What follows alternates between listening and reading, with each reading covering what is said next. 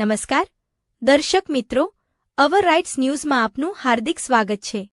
ગોરવા દશામાં મંદિર પાસે આવેલ ગુજરાત હાઉસિંગ બોર્ડની જમીનમાંથી થોડા સમય અગાઉ 300 ઉપરાંત ઝૂંપડા તોડી પાડવામાં આવ્યા હતા, જે બેઘર થયેલા ગરીબો આજ રોજ રાવપુરા શાળા નંબર 1માં આવેલ એફોર્ડેબલ હાઉસિંગની ઓફિસ ખાતે પહોંચ્યા હતા, જેમને રૂપિયા ભર્યા બાદ પણ મકાન આપવામાં આવ્યા નથી, જેથી તેમને જલ્દી મકાનો આપવાની માંગ લઈને તમામ કચેરી બહાર બેસી ગયા હતા। અમે મોદીને વોટ આપ્યા છે સાહેબ, અને અમારું કેવું તો એક જ છે, ભલે અમે મોદી સાહેબને વોટ આપ્યા પણ મોદી સાહેબ બી આટલા વર્ષથી કહે છે કે અમે ગરીબોને મકાન આલીશું, પણ અમે આટલા 50 વર્ષથી રોડ પર પડ્યા છે મકાનોમાં ઝૂંપડામાં, પણ અમને હજુ સુધી કોઈ મકાન આલ્યા નથી। અને 2025માં અમને ફોર્મ બી ભરાયા છે, બધું કરાયું છે, પૈસા બી અમે બધા 5,000 રૂપિયા ભર્યા છે, બીજા આગળ ભરવાના આવશે તો બી અમે ભરીશું, પણ અત્યારે હાલ અમે 4 મહિનાથી રોડ પર પડ્યા છે, તો એની કોઈ કાર્યવાહી કોઈ કરતું નથી। અમને બહુ વિશ્વાસ છે કે અમને મકાનો આપશે। અમે અત્યારે રોડ ઉપર આવી ગયા, કોર્પોરેશન વાળા અમારો સામાન હટાવે છે, અમારા નાના છોકરાઓ રોડ ઉપર આવી ગયા છે, અમને કશું આપતા નથી સાહેબ। અમને મકાન આપો, અમારી વિનંતી આવ્યા છે। અમે અહીંના નાગરિક છે, અમે કમલને આપીએ છીએ, ભાજપને આપીએ છીએ, વોટ આપીએ છીએ। અમે કોઈ પાકિસ્તાની નથી, અમે ગુજરાતના છે, અમે અહીંના રહેવાસી છે, 50 વર્ષના અહીંના રહેવાસી છે સાહેબ। અમારું તમે સાંભળો ને કે અમે બધા મળી જઈશું, તમારા સામે જ મળી જઈશું। અમારી વિનંતી છે, અમને મકાન આપો ને કે અમે અહીંયા જ મળશું ને અહીંયા જ જીવીશું, તમારી આગળ જ આવીને મળશું સાહેબ। અમારી સત્તા કરો કે અમને મકાન આપો, મોટી સરકારને જાણ થાય કે અમને મકાન આપો। અમારી વિનંતી આ છે સાહેબ, અમારે બીજું કશું નથી જોઈતું, અમારે મકાન જોઈએ છે સાહેબ।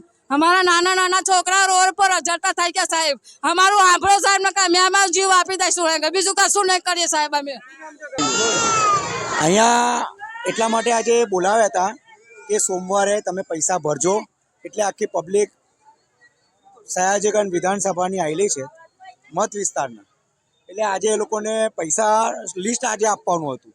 લિસ્ટ કોર્પોરેશનના અધિકારીઓ લીધું બી, પણ હવે પ્રોસિજર છે કોર્પોરેશનના કમિશનરનું, એટલે કમિશનર ક્યારે એ લોકો ડ્રો કરે છે, ક્યારે તારીખ ડિસાઇડ કરે છે, કોર્પોરેશનના અધિકારીઓ હવે આપણને આપશે। પણ હું તો એ કહેવા માંગુ છું કે આ લોકો છે સયાજીગંજ વિધાનસભા કેવું રોકડિયાના મત વિસ્તારના લોકોએ ખભે ભાઈ તમે કોઈ ખભે મત આપ્યા છે, ભાજપને જ આપ્યા ને, બરાબર। કેવુરભાઈ રોકડિયાને મત ખભે આપેલા છે, પણ એ બહુ મોટી ડબ્બાસો મારે છે કેવુરભાઈ રોકડિયા ધારાસભ્ય સયાજીગંજ વિધાનસભા, કે મારો વિસ્તારને કોઈ તકલીફ છે નહીં। તો આ બધા આપ જોઈ શકો છો મોટી સંખ્યામાં એમના જ મત વિસ્તારના આવ્યા છે કે ભાઈ અમને ઘર છીનવી લીધું છે, કે કોઈ પાણીની સુવિધા નથી આપી, આ લોકો રોડ પર રઝળતા કરી દીધા છે કેવુરભાઈ રોકડિયાએ।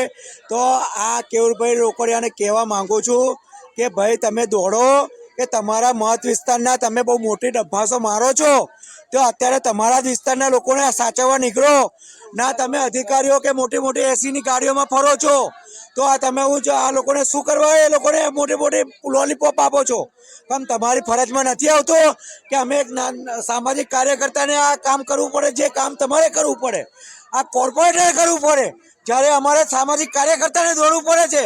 રાજેશ માળી છે, વિઠ્ઠલભાઈ આહિરે છે, મનીષ ગોસ્વામી છે, આ લોકોએ ઠેકો નહીં લઈ રાખ્યો। મોટી ગ્રાન્ડો તો તમે લોકો લો છો, ભ્રષ્ટાચાર તમે લોકો ઊભું કરો છો। તો અત્યારે આ ઘર વિહોણો અમે એક અઠવાડિયાની મોહલત સયાજીગંજ વિધાનસભા કેવું રોકડિયાને આપીએ છીએ, અમે સામાજિક કાર્યકર્તાના રૂપે, કે અઠવાડિયા સુધી જો આ લોકોને નિકાલ નહીં આવે તો તમારી જે ચેમ્બર જેમ બેઠો છો ને ધારાસભ્યની, એ ઉગ્રમાં ઉગ્ર ઘેરાવ કરીશું। તમારે જે કરવું હોય કરો, તમારે ધારાશાહી પર કરવું હોય તો કરો, અઠવાડિયા પછી આ લોકો તમારા મત વિસ્તારના જે કાર્યાલય બનાવ્યું છે ને એને ઘેરાવ કરીશું। મનીષ ગોસ્વામી, સામાજિક કાર્યકર્તા।